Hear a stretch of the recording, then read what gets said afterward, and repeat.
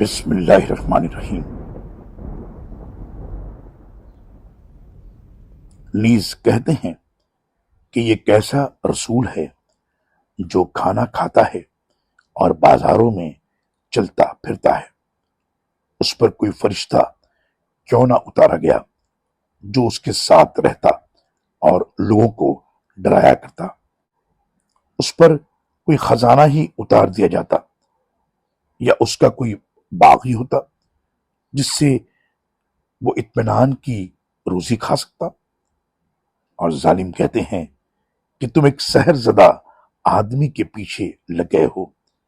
دیکھیے یہ آپ کے لیے کس طرح کی مثالیں بیان کرتے ہیں۔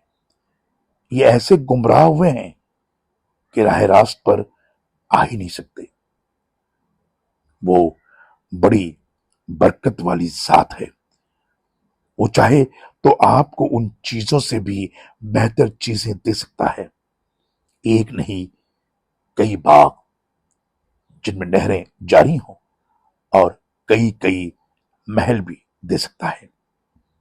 لیکن یہ بات نہیں، بلکہ یہ لوگ دراصل قیامت کو جھٹلا رہے ہیں، اور جو قیامت کو جھٹلائے ہم نے اس کے لیے جہنم تیار کر رکھی ہے۔ سورہ فرقان آیت نمبر 7 سے 11 تک۔ اللہ اکبر اللہ اکبر